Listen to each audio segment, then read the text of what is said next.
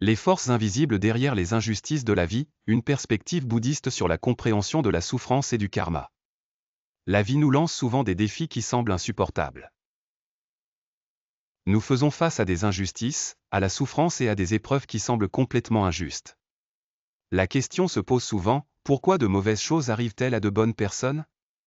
Ou, encore plus troublant, pourquoi les innocents souffrent-ils?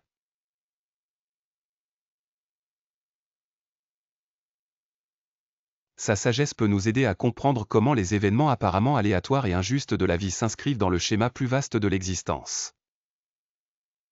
Comprendre la souffrance dans le monde. Beaucoup d'entre nous se demandent pourquoi la souffrance existe dans un monde où nous croyons que toutes les personnes méritent paix et bonheur.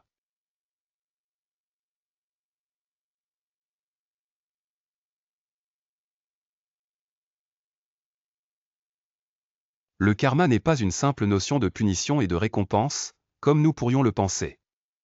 Il s'agit plutôt de comprendre que tout est interconnecté, et que nos actions, pensées et même nos existences passées contribuent aux événements de nos vies.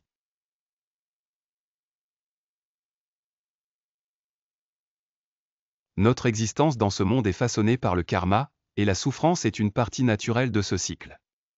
Bien que cela ne signifie pas que la souffrance soit sans but, cela nous montre que la souffrance fait partie du processus d'apprentissage, de croissance et d'illumination.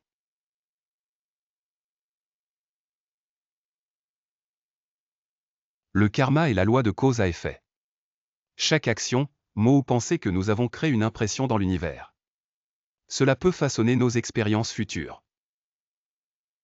Le concept de karma est souvent mal compris comme une simple philosophie du type « fais le bien, reçois le bien, fais le mal, reçois le mal », mais la réalité est plus nuancée. Le karma ne concerne pas le jugement, il s'agit de conséquences. Par exemple, un enfant né dans des circonstances difficiles peut sembler être une victime du karma, mais cette vue manque de compréhension du tableau plus large. Dans le bouddhisme, nous comprenons que le karma n'est pas toujours une relation de cause à effet immédiate.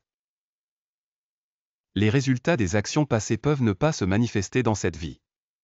La souffrance d'un enfant pourrait être une conséquence d'un karma passé ou pourrait être le résultat d'un karma humain collectif, comme l'injustice sociale ou la guerre.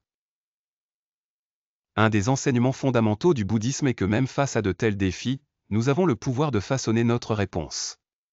Ce ne sont pas les circonstances elles-mêmes qui définissent notre bonheur, mais la manière dont nous les abordons et y répondons. La perspective compatissante, aider les autres à trouver la paix. Bien que nous ne puissions jamais pleinement comprendre les mystères de la souffrance et du karma, il y a quelque chose que nous pouvons faire à ce sujet. Un des aspects les plus beaux du bouddhisme est son accent sur la compassion. Le Bouddha enseigne que nous devrions être compatissants, non seulement envers les autres, mais aussi envers nous-mêmes. La compassion est l'antidote à la souffrance. Lorsque nous sommes témoins de la souffrance de quelqu'un, en particulier dans des cas où cela semble injuste, notre instinct pourrait être de ressentir de la tristesse ou de la colère. Ces émotions sont naturelles, mais le Bouddha nous encourage à les transformer en compassion. Ce changement ne consiste pas seulement à avoir de la peine pour quelqu'un, il s'agit de reconnaître l'interconnexion de tous les êtres et d'offrir de la bonté face à l'adversité. Si nous adoptons une approche compatissante de la vie, nous pouvons commencer à guérir à la fois nous-mêmes et le monde qui nous entoure. Que ce soit par de simples actes de bonté, en écoutant sans jugement, ou en offrant une main secourable, nous commençons à libérer l'emprise que la souffrance a sur nous. Nous commençons à voir le monde à travers le prisme de l'interconnexion, où la douleur de chacun est aussi notre douleur, et la joie de chacun est aussi notre joie.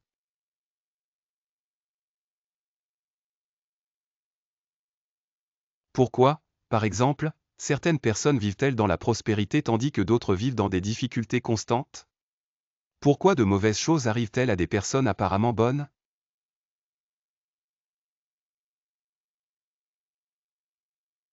Dans le bouddhisme, on nous enseigne de ne pas trop nous concentrer sur l'idée de justice au sens humain. Le concept de justice est souvent lié à nos attentes et désirs, et ceux-ci peuvent créer une souffrance inutile lorsqu'ils ne sont pas satisfaits. Le Bouddha nous encourage à regarder au-delà du jugement humain et à accepter l'impermanence et l'imprévisibilité de la vie. Parfois, la souffrance n'est pas causée par le karma passé mais par des circonstances échappant à tout contrôle, comme les systèmes sociaux, les catastrophes naturelles ou la souffrance infligée par autrui. Mais nous devons nous rappeler que ces événements ne définissent pas qui nous sommes. Ce qui compte, c'est comment nous y répondons. Transformer la souffrance en sagesse. Une des plus grandes leçons que le bouddhisme offre est comment transformer la souffrance en sagesse.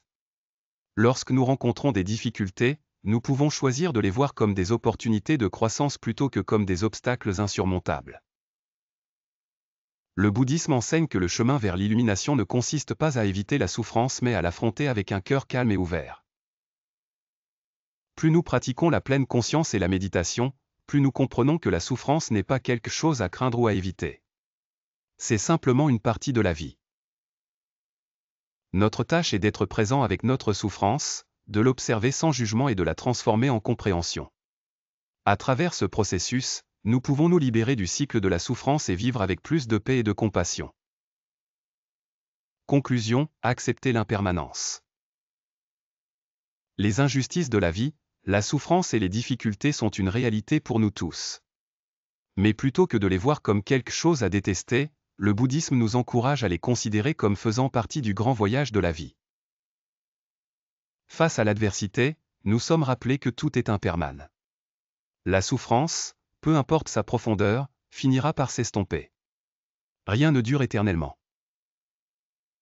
À travers la pratique de la pleine conscience, de la compassion et de la compréhension, nous pouvons trouver la paix au milieu des défis inévitables de la vie.